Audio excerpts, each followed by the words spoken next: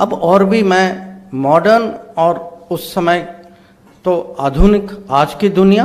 और उस समय की जो लोगों की जो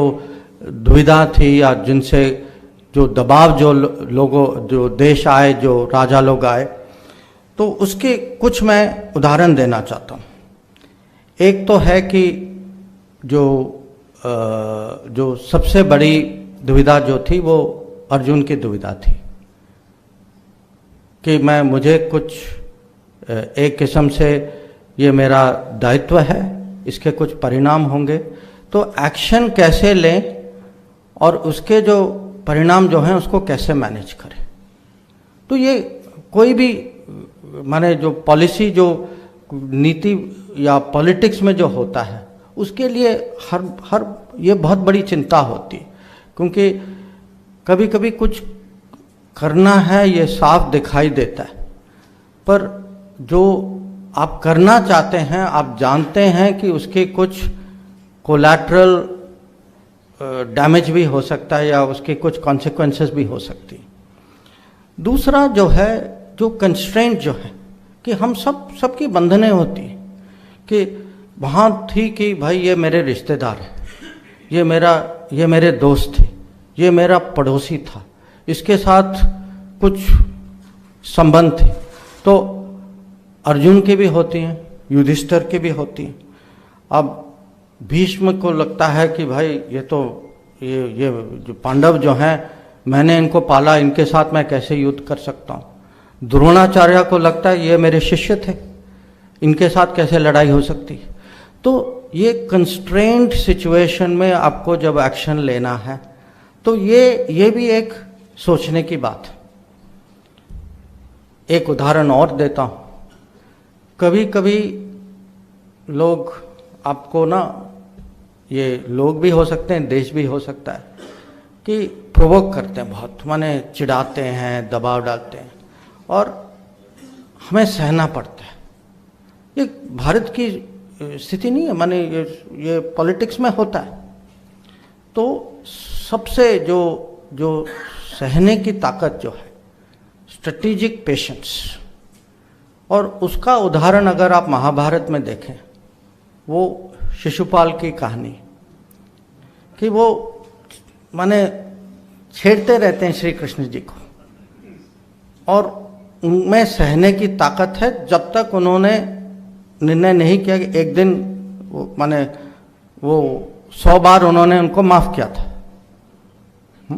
तो स्ट्रेटेजिक पेशेंस कैसे कल्टीवेट करें, ये भी महाभारत से सीखने को। और एक और विषय है कि जब भी आप पॉलिटिक्स माने डोमेस्टिक पॉलिटिक्स में देखें या इंटरनेशनल पॉलिटिक्स में देखें, ये एक दुविधा और है एथिक्स और टैक्टिक्स, कि जो करना चाहिए माने जो कानून या संस्कृति के हिसाब से करना चाहिए, और जो मजबूरी है। तो ये ज़रूरत भी है, पर कभी कभी इसकी अपनी प्रॉब्लम्स भी हैं। तो ये एथिक्स टैक्टिक्स की जो डुअलिटी जो है, और ये बार बार महाभारत में अलग अलग इसके उदाहरण हैं कि जो बड़े निर्णय जो होते हैं उनकी एथिक्स जो है कभी कभी उसमें क्वेश्चन मार्क आती है। अब जैसे अर्जुन जो हैं वो शिखंडी को आगे करते हैं, क्योंकि उनको पता है कि मेरे भीष्म के मन में है कि शिखंडी जो हैं औरत हैं, उन पे मैं उनका जवाब नहीं दे सकता हूँ, मैं उन पे कुछ वो चलाने के लिए तैयार नहीं हूँ। या करण से जो उनका जो आर्मर जो लिया जाता है, उनके जो इयररिंग्स जो लिए जाते हैं वो भी लिए जाते हैं, जो उनको पता है कि इंद्र आए हैं, ब्राह्मण के रूप में आए हैं, मांगने के लिए आए हैं, वो मना नहीं कर सकते, पर उनको पता है कि ये हैं कौन, और तब भी वो देते हैं। और जो लिया जाता है वो एक किस्म से अन्याय है, पर तब भी किया जाता है। तो ये भी है कि पॉलिटिक्स में कभी कभी, और ख़ासकर जब देश की सुरक्षा या देश के हितों में ये ऐसे सिचुएशंस आते हैं जो बहुत माने ये कठोर निर्णय होते हैं कभी कभी। और जो इसमें एक सब्जेक्ट और है रूल्स का पालन, कानून का पालन कब करना चाहिए। और कभी कभी जो लोग खुद नहीं करते, जैसे अब आखिर में दुर्योधन जो है या कर्ण जो है, दोनों जो हैं एक किस्म से गैर कानूनी, माने गलत तरीके से उनकी मृत्यु होती है। और दोनों जाते जाते उनकी शिकायत है कि आपने जो है रूल्स तोड़ा, कि आपने मारा कि जब मेरे हथियार नहीं हैं और मैं जो है जो अपने जो चैरियट का जो है मैं उसको उठा रहा हूँ। दुर्योधन का है कि आपने मुझे वेस्ट लाइन के नीचे मारा। नहीं, और जो कह रहे हैं वो ठीक है, पर जो उनकी अगर व्यवहार देखें तो ये भी देखना है कि पॉलिटिक्स में जो खुद रूल का पालन करते हैं उनका हक होता है कि दूसरों से वो अपेक्षा हो। जो खुद नहीं करते उनके बारे में भी सोचें, और आज की दुनिया के बारे में सोचिए। उससे ज़्यादा मुझे कहने की ज़रूरत नहीं है। और ये भी है कि जो इसका विजय जी ने भी कुछ कहा था कि जो न्यूट्रल लोग जो हैं, और इसमें अलग अलग किस्म के लोग हैं, जैसे शाल्य जो हैं वो लड़ते हैं, कौरव साइड में लड़ते हैं, पर उनके मन में है कि अरे ये मेरे भतीजे हैं नकुल सहदेव, पर मैं तब भी, क्योंकि उनको फंसाया गया था, वो गलत तरीके से वो कौरव उनको थोड़े कंफ्यूज हो गए थे और वो दूसरे साइड में चले गए।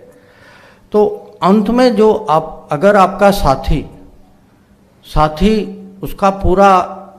मन आपके साथ नहीं है, तो ऐसे साथी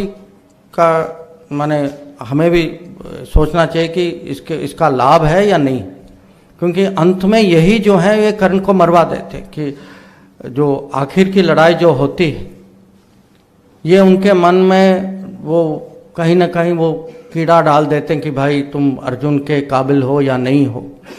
और जानबूझ के करते हैं क्योंकि इनसे मांगा जाता है कि भाई एक चीज़ तो करो हमारे लिए। तो या बलराम जैसे जो कि पूरे युद्ध में बाहर थे और फिर अंत में आते हैं और